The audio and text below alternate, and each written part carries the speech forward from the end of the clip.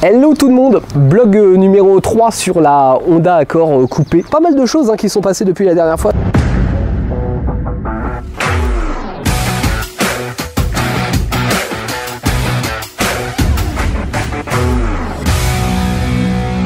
Je vais vous montrer ce que j'ai fait et ce que j'ai transformé au niveau carrosserie, au niveau mécanique. Enfin, ce que j'ai fait ou ce que j'ai fait faire, ça dépend. Je vous avais parlé de la ligne d'échappement qui faisait un bruit de voiture tuning la dernière fois. Donc on m'a changé le silencieux qui était rouillé. J'ai racheté des petits embouts qui brillent, qui sont pas trop fat. En vrai, c'est tout fin, mais c'est déjà un peu moins fin que ce qu'il y avait dessous.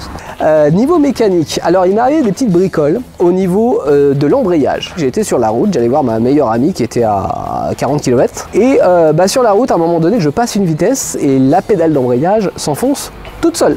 Je me suis dit, soit c'est de la sorcellerie, soit il y a un truc à l'embrayage. Donc il y a un petit module hydraulique qui fuit, qui du coup ne fonctionnait plus. Je pouvais plus passer les vitesses, ce qui est quand même un peu embêtant, on va dire. Le papa de ma meilleure amie, étant un peu mécano, m'a changé ce petit module là. En fait, ce qui merde, c'est la durite. Alors la durite que voici, cette durite s'effrite et les petits copeaux en fait de la durite rentrent dans le module et font que ça le pourrit quoi. Donc j'ai fait changer la durite après chez le mécano. J'ai le module, j'ai la durite toute neuve, donc ça devrait aller bien. D'ailleurs l'embrayage fonctionne maintenant très bien.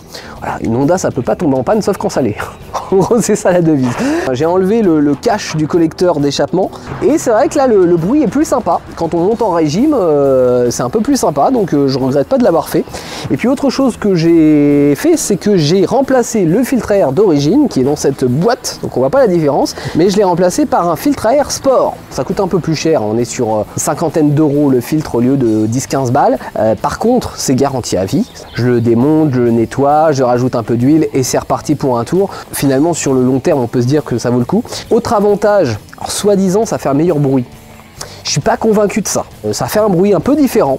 Ouais, pourquoi pas. En tout cas, ce qui est sympa, c'est que ça a fait gagner un peu de puissance et surtout de couple à bas régime. Enfin, moi, c'est ce que j'ai ressenti. Alors, la puissance, c'est pas foufou, c'est on va dire entre 3, 5, 7 chevaux grand max. Par contre, le couple à bas régime, je sens vraiment, j'ai l'impression que la voiture, elle a perdu genre 200 kg. Je la trouvais un peu faiblarde en fait avant. Quand on réaccélérait, on sentait que c'était le paquebot qu'il fallait qu'il redémarre. Une fois qu'il était lancé, c'était nickel, mais c'est vrai qu'au redémarrage, c'était un peu faiblard. Là, je la trouve beaucoup plus réactive. Dès l'instant qu'on enfonce la pédale, c'est censé avaler 40% de plus d'air dans le filtre à air sport. Je trouve que ça se ressent, donc plutôt un bon investissement pour 50 €. Je trouve que le plaisir de conduite est décuplé. J'ai changé les ampoules et je trouvais que ça éclairait pas de fou. Donc j'ai pris des, vous savez, les Philips plus 150% de luminosité qu'on voit un peu là avec l'effet bleuté. Alors ça marche bien en phare. Après sur les codes, je trouve que ça éclaire pas de fou, mais ça vient pour moi de la structure du phare. Vous voyez qu'il y a un très beau effet diamant au fond. Je les trouve magnifiques ces phares là. Sauf que ce diamant arrête peut-être un peu trop la lumière aussi. C'est comme ça, je peux pas y faire grand chose et je pense que j'ai fait le max avec la technologie du phare. J'allais oublier l'essentiel. Je ne suis pas peu fier de vous présenter, mesdames, messieurs, les nouveaux clignotants. Et surtout celui-là, parce que là il y a le droite et là il y a le gauche. Mais alors le droite est juste quasiment introuvable. Je ne sais pas pourquoi il y a une rupture sur le clignotant droit. Tout le monde voit le clignotant droit sur cette voiture. J'avais fait 2 commandes qui m'ont finalement été annulées parce que ils n'avaient pas le droit. Et j'ai commandé finalement sur un site qui s'appelle Rankoto, que je vous conseille, qui fait des pièces notamment importées des États-Unis, puisque cette voiture, je le rappelle, a été fabriquée aux États-Unis, même si c'est une Honda et que c'est japonais à la base. Et sur ce site, vous avez des pièces qui sont pas trop chères. Alors il faut quand même payer les frais de douane, mais malgré ces frais de douane, le clignot, il m'est revenu quand même à 3 fois moins cher que le premier site européen sur lequel j'avais commandé, et finalement ils m'ont dit que c'était pas jouable parce qu'ils l'avaient pas. Autre chose que j'ai changé, alors là c'est purement esthétique pour le coup, c'est ces petits rappels de clignot qui étaient orange un petit peu passé. Bon là on a du blanc cristal, je trouve que ça lui l'a fait rajeunir de 10 ans cette voiture. Tout ça c'est pour les petits détails cosmétiques. Et puis puisqu'on parle de cosmétiques, je vous parle des jantes qui sont toujours celles d'origine, sauf que j'ai enlevé le cache central qui faisait un peu voiture de PDG pépère pour mettre un petit cache en plastique que j'ai acheté, que j'ai d'ailleurs un petit peu modifié pour qu'il puisse rentrer comme je voulais. Les petits caches écrous et un petit logo Honda que j'ai fait avec la découpeuse vinyle qui donne, je trouve, un look un peu plus sportif aux jantes que je trouve pas désagréable. Petits autocollants Honda sur la petite barrette là, il y a le petit Honda ici et les vitres arrière. Voilà, ça donne un peu de peps à la voiture sans en faire trop.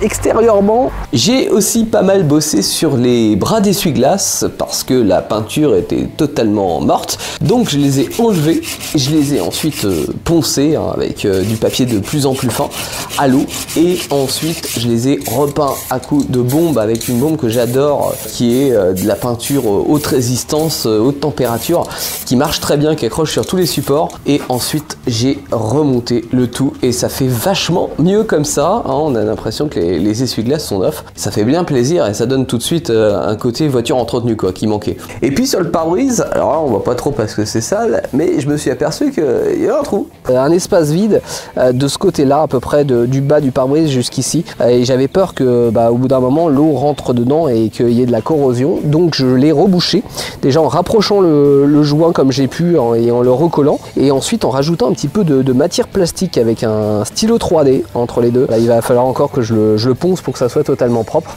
Au moins il n'y a plus d'espace de jour entre les deux, donc normalement l'eau ne s'infiltrera plus et l'air non plus, donc plus de bruit aérodynamique sur le pare-brise, ça devrait être pas mal. Et puis je termine par l'intérieur, j'ai pas changé grand chose à l'intérieur, si ce n'est la poignée conducteur, elle était cassée. Alors le mec avait voulu réparer ça, sauf que c'était très mal réparé, il y avait des rivets, c'était pas très beau. Dans un premier temps, j'ai fait en sorte de réparer ce que j'avais, parce que j'avais pas trouvé la poignée adéquate, celle que j'avais rachetée, elle allait pas du tout dessus. J'en ai trouvé un équivalent neuf, alors c'est pas forcément aussi solide que celle d'origine, quoique vous allez me dire ça avait cassé d'origine, donc voilà, on sent que c'est un peu plus cheap, mais cela dit ça fait le job, c'est équivalent à celle d'origine quand même en termes de taille, de trous, etc. Donc ça correspond bien. Donc poignée neuve au niveau conducteur, et c'est à peu près tout pour l'intérieur depuis la mise en place de l'autoradio, parce que cet intérieur est nickel. Voilà, il manque plus que maintenant l'extérieur à rendre aussi nickel, et ça sera l'objet de la prochaine vidéo où je vais faire ce que je peux pour essayer d'avoir une carrosserie qui soit la plus propre possible. Si j'arrive à faire 50% du job avant le carrossier, ça sera 50% de gagné au niveau du prix, parce que de toute façon il y a des choses que je ne pourrais pas faire moi-même, hein.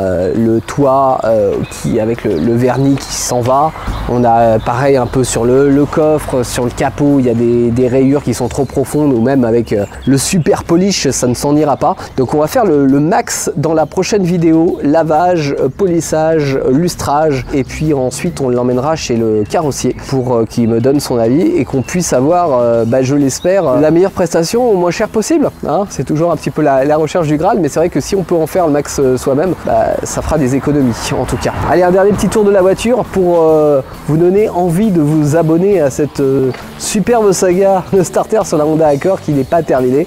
Prochain épisode très vite, et puis plein de nouvelles vidéos qui arrivent sur la chaîne, donc n'hésitez pas, le petit clic sur le bouton abonné qui me coûte 0, la petite cloche à activer pour recevoir les notifs des prochaines vidéos qui vont arriver. Je vous remercie d'ailleurs de contribuer à l'aventure de Starter, et notamment à toutes les vidéos qu'on fait un petit peu sur l'histoire des marques, des modèles.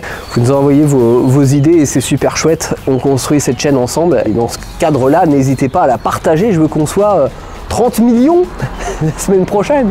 Je me fixe des petits objectifs comme ça, 30 millions c'est pas mal, hein. Allez, je vous dis à ciao, bonsoir, et rendez-vous très prochaine vidéo dans Starter. Ciao.